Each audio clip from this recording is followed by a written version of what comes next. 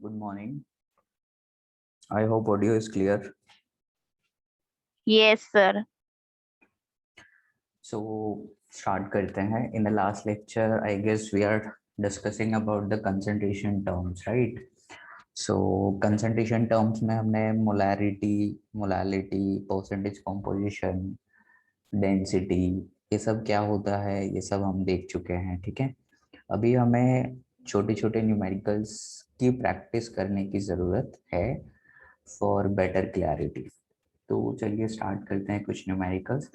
Last time मैंने एक numerical आप लोगों को दिया था शायद, तो क्या आपने वो क्वेश्चन कर लिया है? और अगर कर लिया है तो ठीक है, और अगर नहीं आया है तो आप मुझे वो न्यूमेरिकल की लैंग्वेज बता सकते हैं थोड़ी सी. ठीक है, तो I can write that numerical again और वो आपको हेल्प करेगा. और अगर किसी को याद नहीं है, नोट डाउन नहीं किया है, तो भी कोई इशू नहीं है. एक नया न्यूमेरिकल वी कैन फ्रेंड. ठीक है, देखो यहाँ पे है ना, जो भी न्यूमेरिकल मैं यहाँ पे लिख रहा होता हूँ वो न्यूमेरिकल में मैं क्या कोशिश कर रहा होता हूँ कि यहाँ पे आपको परसेंटेज, जो कॉम्पोजिशन वाला कॉन्सेप्ट है, ये कॉन्सेप्ट को मैं ऐड कर रहा होता हूँ लाइक मोलैरिटी वाले कॉन्सेप्ट के साथ. ठीक है, और इसके साथ हम यहाँ पे डेंसिटी की भी हेल्प ले रहे हैं. ठीक है, डेंसिटी भी हेल्प में लेते हैं. So we are try to combine all those different concept all together in the one question. ठीक है, तो ये जो तरीका होता है, इसी तरह के एग्जाम में क्वेश्चंस आते हैं, ये सभी मिक्स होके आते हैं. ठीक है, ऐसा नहीं है कि आपको वो बचपन में इंडिविजुअल क्वेश्चन पूछते थे कि चलो इसको बता दो, डेंसिटी निकाल दो, मोलैरिटी निकाल दो, परसेंटेज कंपोजिशन निकाल दो. ऐसा नहीं है, अभी आपको थोड़ा सा ब्रॉड सोचना है. ब्रॉड सोचने का मतलब ये है कि सपोज ये वाला डेटा आपको गिवन है और ये वाला डेटा आपको गिवन है, इन दोनों की हेल्प से you need to calculate this one. Now what is your state of mind? आपका दिमाग किस तरह का होना चाहिए, आपकी थिंकिंग प्रोसेस कैसी होनी चाहिए, आपको किस तरह से उसको अप्रोच करना चाहिए. सपोज आपको परसेंटेज वैल्यू दिया हुआ है. सो परसेंटेज वैल्यू जब भी दिया होता है तो हमें ये सोचना है कि हमें जो भी एक्स परसेंटेज दिया है वो किस में से निकलेगा. ऑब्वियसली वो 100 में से निकलेगा. तो मैं उसको ऐसे लिख सकता हूँ कि एक्स क्वांटिटी जो है वो प्रेजेंट है हमारी विद रिस्पेक्ट टू 100. ठीक है, अब अगर हमें वेट बाय वेट परसेंटेज दिया है तो ये वाला पार्ट भी वेट हो जाएगा और ये वाला पार्ट भी वेट हो जाएगा. अगर वो वॉल्यूम बाय वॉल्यूम दिया है तो दोनों चीजें वॉल्यूम से रिलेट हो जाएंगी. ठीक है, अब मोलैरिटी का जो आइडिया है वो क्या है? तो नंबर ऑफ मोल किसके? ऑब्वियसली सॉल्यूट के. ठीक है, सॉल्यूट के डिवाइडेड बाय क्या करोगे? Volume of solution in litre. So this is the idea to calculate molarity. इसको हम लोग कैपिटल एम बोलते हैं. And what is density? So density is nothing but simple weight over volume. So this is your density. ठीक है, तो ऐसी कुछ चीजें यहाँ पे आपको दे रखी होती है, हमें रिलेट करना है, तो हमारा माइंड थोड़ा सा हमें ओपन करके रखना है. We have to consider all the dimensions. ठीक है, सारे डायमेंशंस को आपको पकड़ के चलना होगा और सोचना होगा कि किस तरीके से मैं सारी चीजों को कनेक्ट कर सकता हूँ. ठीक है, so that is our primary goal कि किस तरह से चीजों को कनेक्ट कर रहा हूँ. एक और टर्म होती है जो मैंने आपको बताई थी, वेपर डेंसिटी. ठीक है, तो कई बार ये वेपर डेंसिटी भी आपको दिया होता है. ठीक है, will talk about this also. Some time आपको मोल फ्रैक्शन भी दे रखे होते हैं. सो मोल फ्रैक्शन अगर आपको दे रखे हैं तब आप कैसे सॉल्व करेंगे? ठीक है, तो अलग अलग सिचुएशन में you have to proactively think about the situation, given situation, and उसके बेसिस पे you have to make correct decision. ठीक है, तो करेक्ट डिसीजन आप लेंगे तो आपको एक राइट आंसर मिलने की पॉसिबिलिटी होगी. ठीक है, so let's look at the question so that that will help you कि हाँ क्वेश्चन किस तरह से आते हैं एग्जाम के अंदर. सपोज मैंने आपसे पूछा कि 2 molar aqueous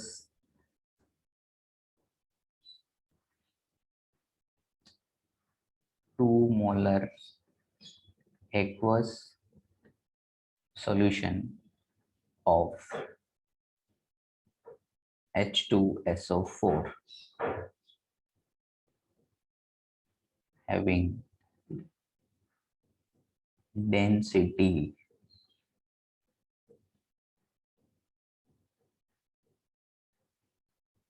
equal to 1 gram per ml. Calculate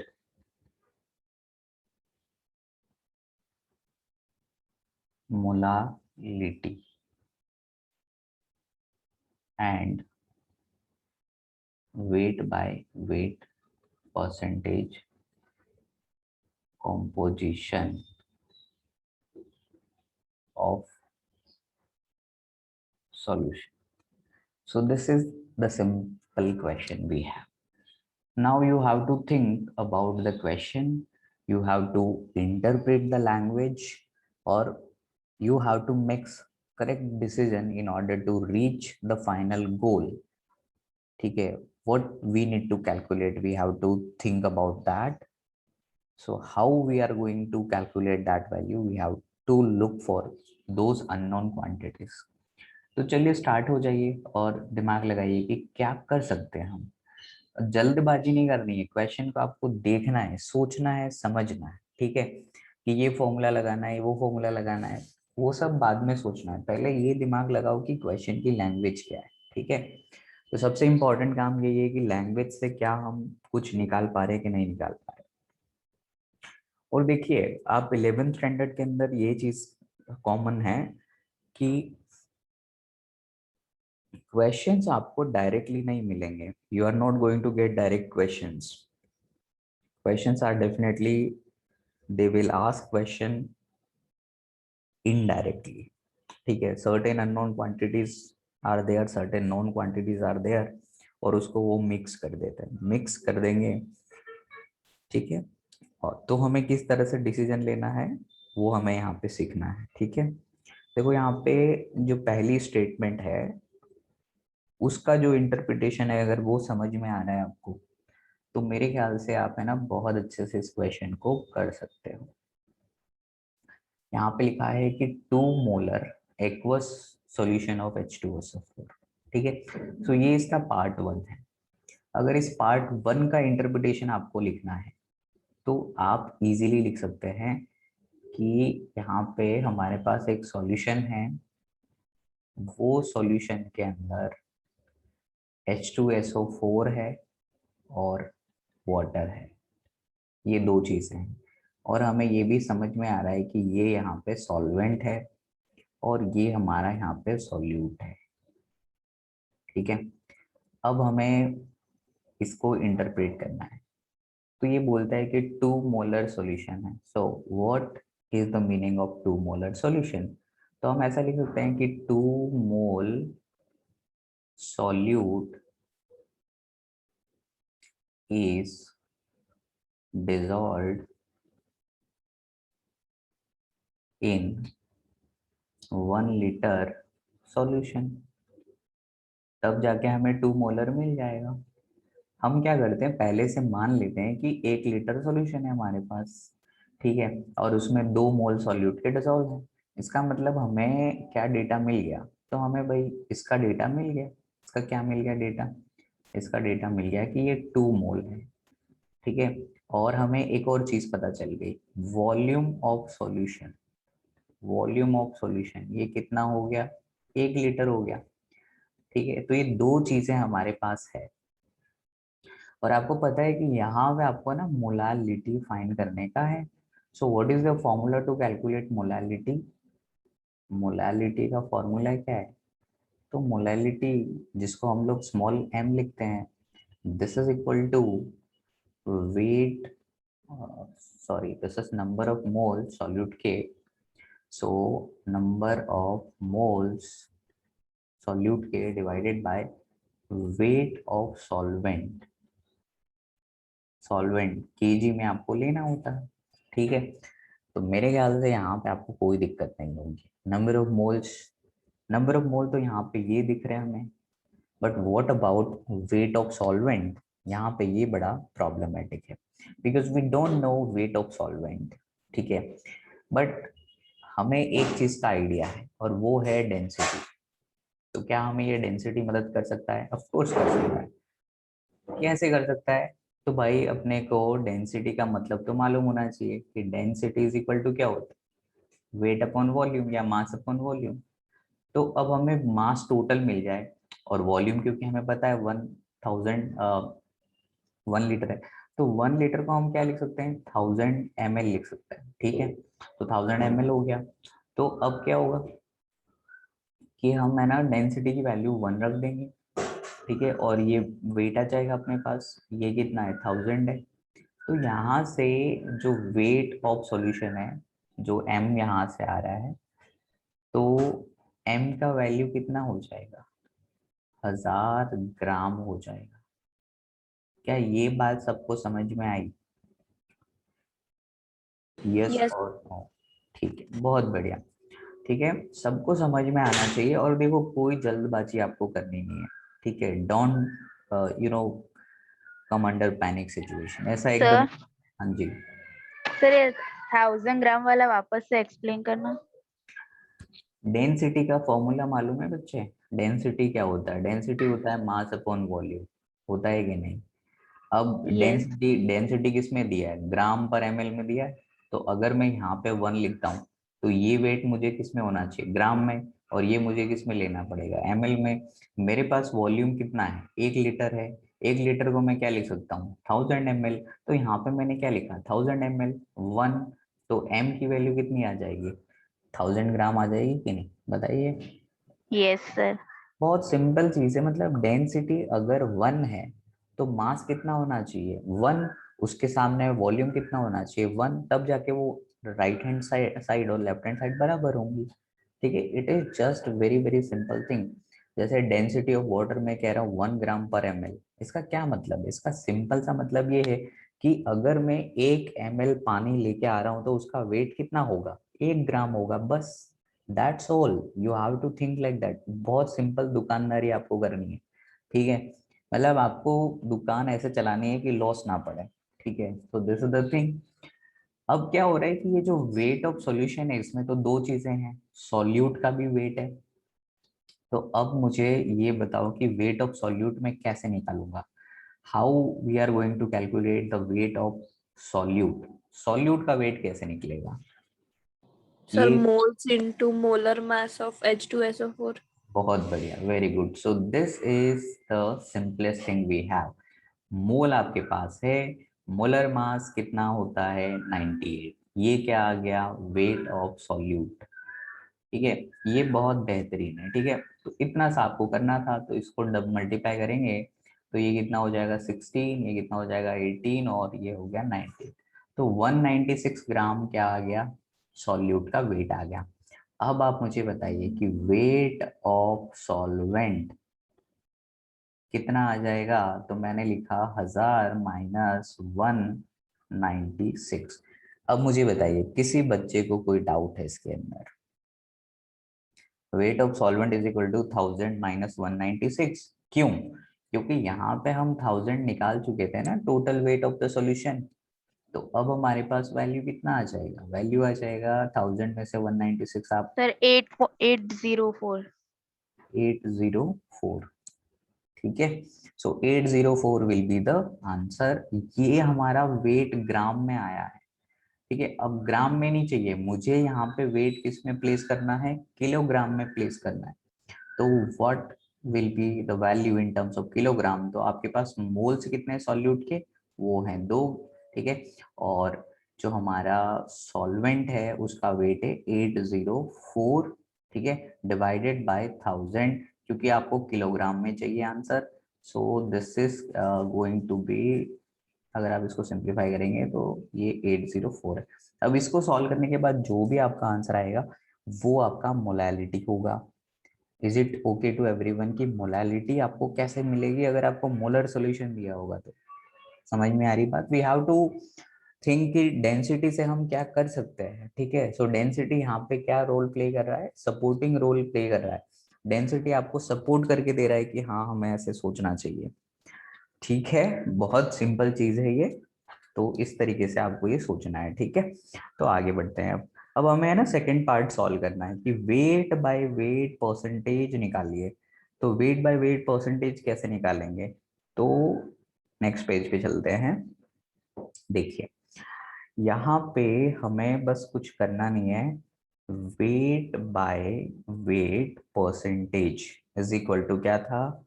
wait हमें किसका लेना होगा? सॉल्यूट का, डिवाइडेड बाय टोटल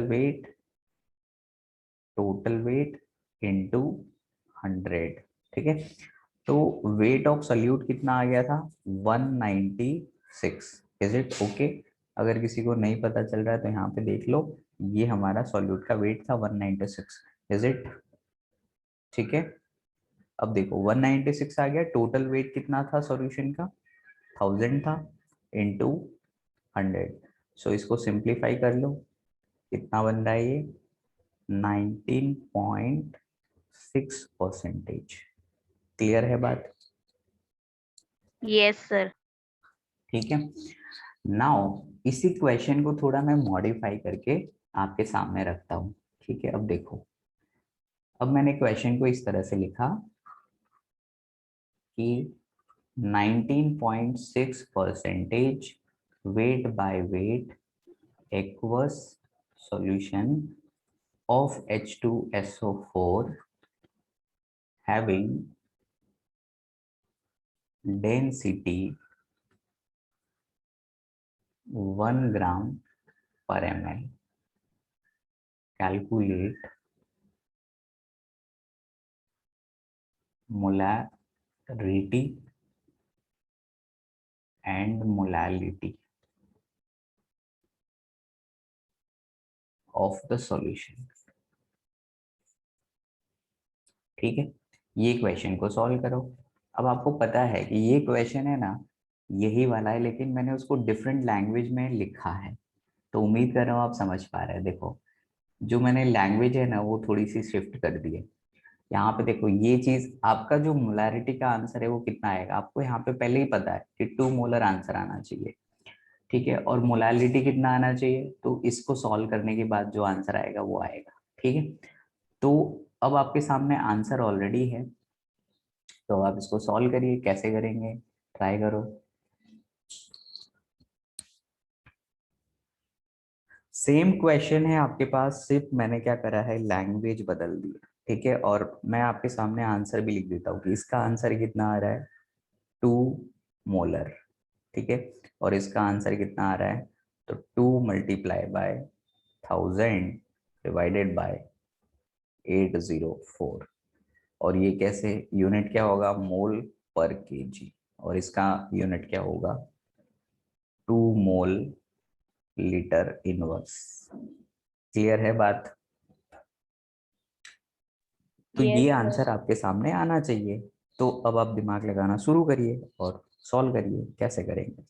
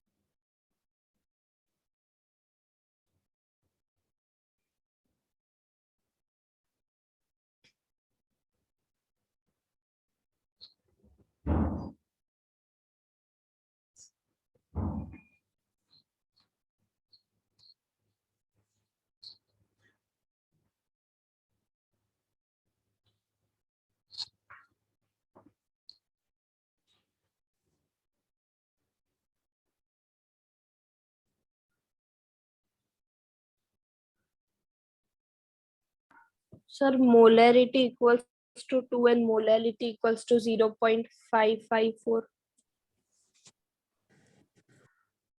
देखिए, ये जो क्वांटिटी है ना, आप खुद से दिमाग लगाना कि ये 804 है डिनोमिनेटर में, ठीक है, और ये 1000 है, तो क्या ये वैल्यू ग्रेटर देन 1 आएगी? बताओ मुझे। 1000 divided by 804, this value must be greater then 1। खुद से थोड़ा कॉमन सेंस लगाओ कि आपके पास 1000 रुपये हैं, आपके पास 804 स्टूडेंट्स हैं, उनको आपको बांटने हैं, तो क्या उनको 1 रुपया मिल जाएगा? ऑफ कोर्स मिल जाएगा। 804 रुपया आप बांट देंगे, उसके बाद में कुछ डेसिमल में मिलेगा। तो पता है यहाँ पे ये जो 1000 डिवाइड बाई 804 है, ये वैल्यू क्या आएगी? 1 से बड़ी आएगी, और 1 से बड़ी आएगी तो 2 से मल्टीप्लाई करोगे तो 2 से बड़ा वैल्यू आएगा ना। So molality has to be greater than 2। I hope it is clear. देखो, कभी भी आपको एब्सोल्यूट वैल्यू अगर नहीं समझ में आ रही है, think about the relative numbers.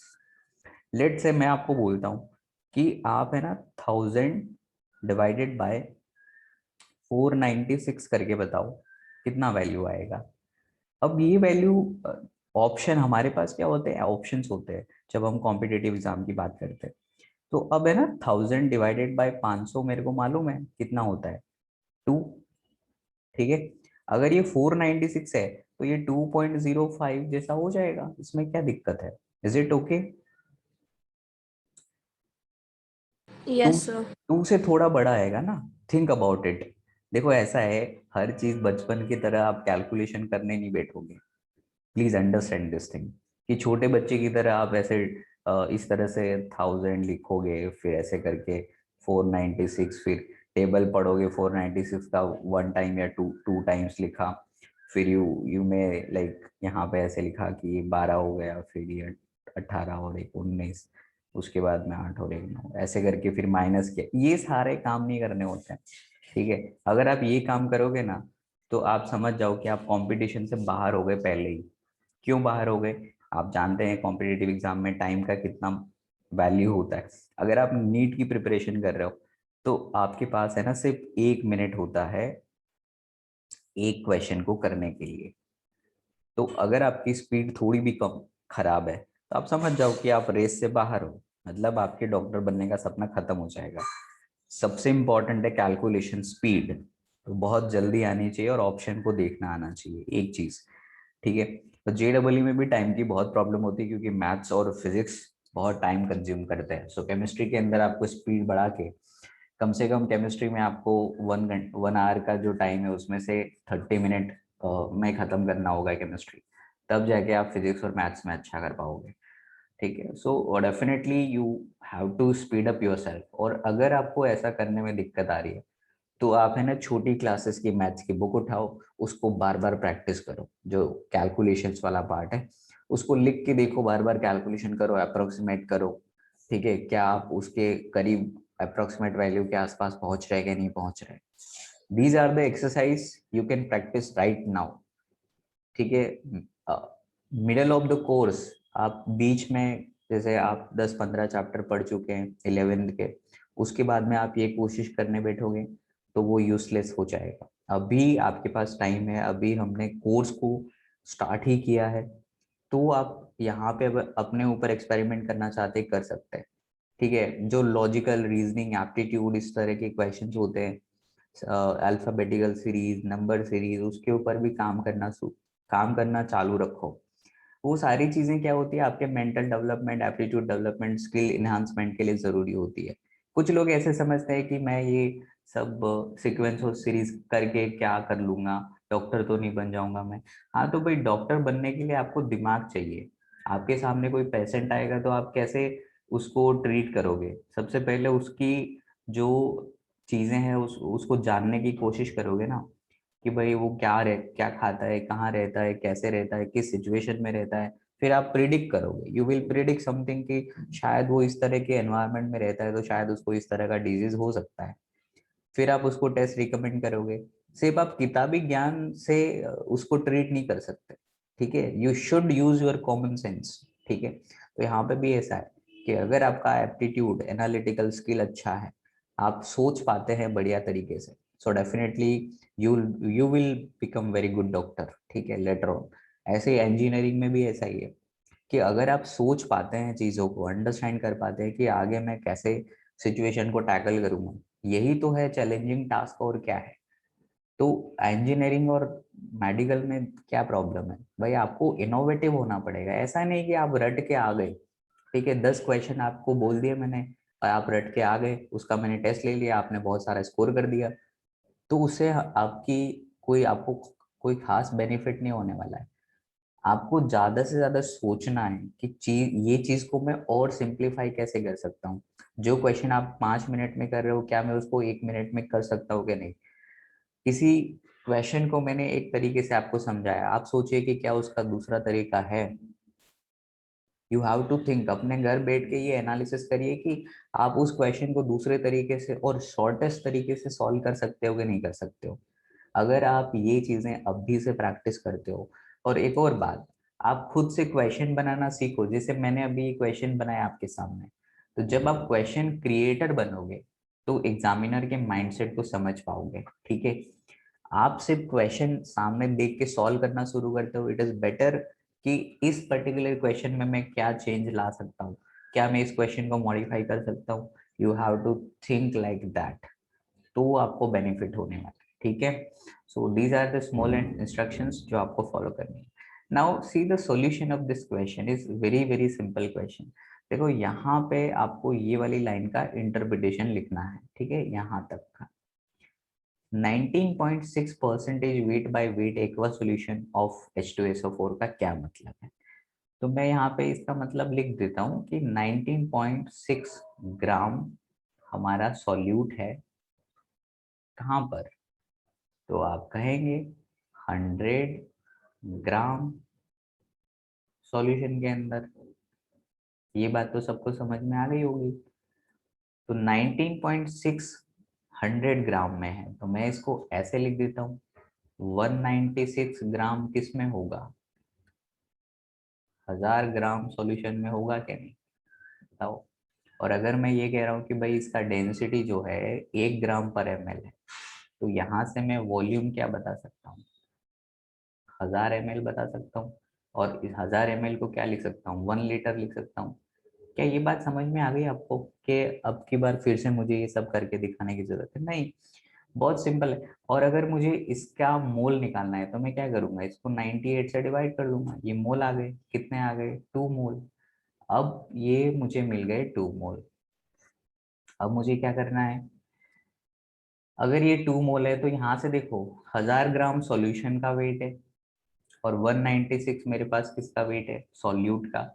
तो सॉल्वेंट का वेट कितना होगा, सॉल्वेंट का वेट हो जाएगा 804 ग्राम, जैसा कि हमने निकाला था।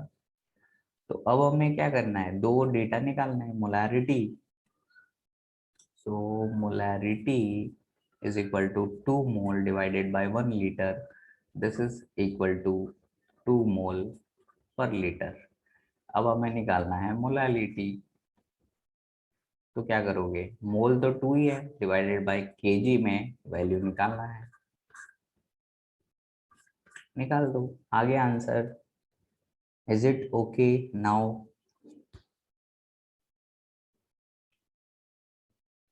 क्या आप समझ पाए बात को। Yes, sir. ओके ग्रेट, चलिए आगे बढ़ते हैं। एक छोटा क्वेश्चन और करो।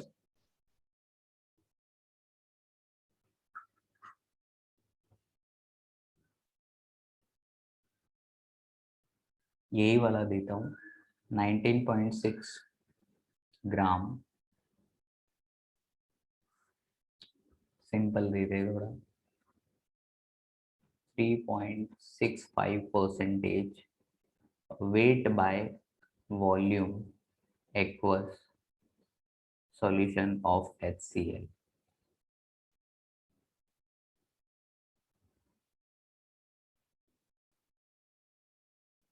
is taken in the container.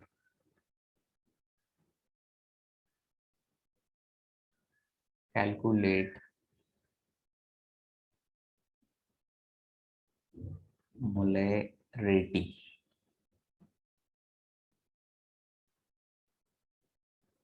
Of the solution.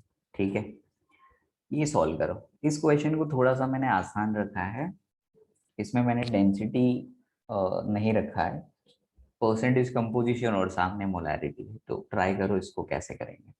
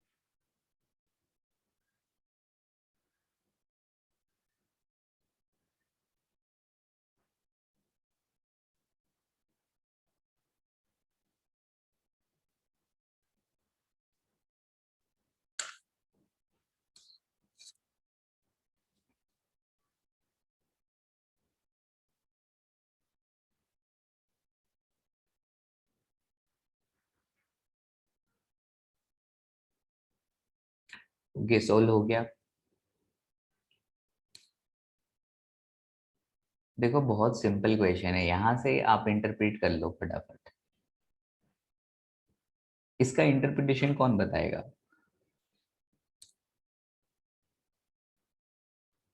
बोलिए, कोई भी बोलिए। Sir, 0.1 gram of solute in 100 ml of solution. 0.1 कैसे सोचा बेटा? ये देखो ना, ये चीज,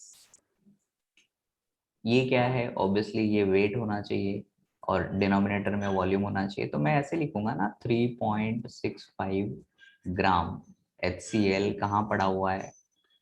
100 ml सॉल्यूशन में पड़ा हुआ है। ठीक है, अब ये वेट आपको मालूम है और हमें चाहिए मोलारिटी, तो हमें इसको मोल में कन्वर्ट करना पड़ेगा। ठीक है, तो HCl का मोलर मास कितना होगा? 1 + 35.5 कितना आ गया? ये 36.5 आ गया।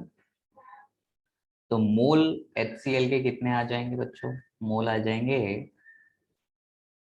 3.65 डिवाइडेड बाय 36.5। ये कितना आ जाता है? 0.1 आ जाएगा। अब वॉल्यूम आपको ml में पता है, लीटर में कितना आ जाएगा? ये 1/10 लीटर, और इसको क्या लिख सकते हैं? 0.1 लीटर लिख सकते हैं। मोलारिटी क्या होती है? 0.1/0.1 कितना आ गया? 1 मोलर। आया कि नहीं बताइए? कोई ऐसा Yes, sir. इसको समझ नहीं आ रही ये चीजें? ये बहुत सिंपल चीज है। परसेंटेज का मतलब आपको मालूम है ना, ये चीज आप दिमाग लगाइए। अगर आपके 70% मार्क्स आए, इसका क्या मतलब है भाई? इसका मतलब है कि 100 नंबर अगर मैक्सिमम है तो आपके 70 मार्क्स आए हैं। तो यहाँ पे अगर 3.65% वेट बाय वॉल्यूम है तो इसका क्या मतलब है? इसका मतलब है कि 3.65 वेट सॉल्यूशन में HCl का है, किसमें? 100 ml सॉल्यूशन के अंदर। बात इतनी सी है। और मोलैरिटी निकालने के लिए हमें वॉल्यूम चाहिए, तो वॉल्यूम तो ऑलरेडी यहाँ पे दिख रहा है। और मोल चाहिए तो वो तो मोल यहाँ से निकल जाएगा। इसमें कोई बड़ी बात है क्या? इसमें कोई बड़ी बात नहीं है, सिंपल दुकानदारी आपको करनी है। ठीक है, you have to run your shop, simple. ठीक है, यह कि काउंटिंग है, मतलब यूनिटरी मेथड इसको बोलते हैं। बहुत सिंपल चीजें होती है ये। ठीक है, इसमें आपको कोई डरने की जरूरत नहीं है। और अगर आपको डर लग रहा है तो definitely you have to study maths allot.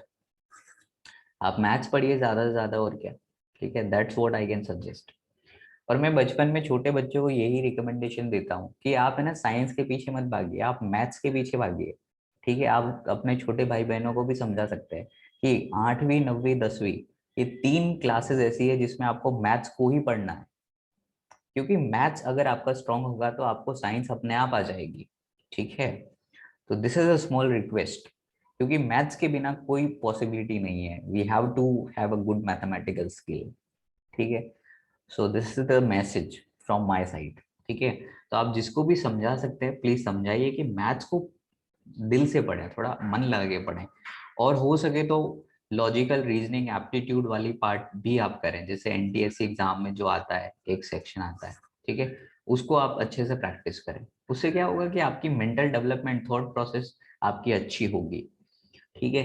तो यहाँ पे आपको है ना, ऐसा नहीं है कि भाई चैप्टर 1 दिया है तो आप वो पीडीएफ पढ़ के पूरा याद करके बैठे हुए हैं, नहीं, यू हैव टू थिंक कि साइंस क्या है, साइंस को आपको किस तरह से पढ़ना चाहिए। आपको क्वेश्चंस पूछने चाहिए कि ऐसा क्यों है, इसकी वजह क्या है, हमें मोलैरिटी से काम चल रहा था तो हमें मोलैरिटी क्यों इंट्रोड्यूस किया, why do we need that things, right. So we have to ask questions. सबसे इंपॉर्टेंट मेथड यही होता है कि आप क्वेश्चंस पूछना सीखिए अपने आप से। आप यहाँ पे क्यों बैठे हुए हैं, क्लास में क्यों बैठे हुए हैं, ठीक है। आप जब ये आंसर खोजेंगे तो डेफिनेटली आपको अच्छा मोटिवेशन भी मिलेगा, सब कुछ मिलेगा, ठीक है।